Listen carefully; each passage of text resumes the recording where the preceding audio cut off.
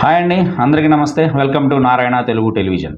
2024లో ఘన విజయం సాధించిన తర్వాత ఆంధ్రప్రదేశ్లో కూటమి ప్రభుత్వం ఏర్పడిన తర్వాత ఈరోజు ప్రధానంగా కూటమి యొక్క మొదటి మంత్రివర్గ సమావేశం అనేది క్యాబినెట్ మీటింగ్ అనేది ఈరోజు జరిగింది. అదేవిధంగా ఈ క్యాబినెట్లో ఇంకొక విషయం ఏంటంటే వాలంటీర్ల వ్యవస్థ గురించి ఒక కన్ఫ్యూజన్ అనేది ఆంధ్రప్రదేశ్ రాష్ట్రంలో ఏర్పడింది. ఎందుకంటే గత ప్రభుత్వం ఏంటంటే పెద్ద ఎత్తున వాలంటీర్లను నియమించింది. వాళ్ళు ఏంటంటే మా భవిష్యత్తు ఏంటనే ఆందోళనలో ఉన్నారు. వాళ్ళకి సంబంధించి ఏంటంటే క్యాబినెట్ అనేది కొద్దిగా నిరాశ కలిగించిందని చెప్పాలి. ఎందుకంటే పెన్షన్స్ ఎట్లా 1వ తారీఖు పెన్షన్లు పంపిణీ చేస్తాం కదా, ఆ పెన్షన్ల పంపిణీ అప్పుడు ఖచ్చితంగా వాలంటీర్లు పిలుస్తారు, వాలంటీర్లకు మళ్ళీ అవకాశం ఇస్తారని చెప్పి వాలంటీర్లు భావించారు. కానీ క్యాబినెట్లో అనూహ్యంగా ప్రభుత్వం నేను తీసుకున్న నిర్ణయం ఏంటంటే ఈ 1వ తారీఖు పంచే పెన్షన్స్కి వాలంటీర్లను దూరం పెట్టింది. ఎవరైతే సచివాలయ ఉద్యోగులు ఎవరైతే ఉన్నారో రాష్ట్ర వ్యాప్తంగా సచివాలయ ఉద్యోగులు 135,000 మంది ఉన్నారు.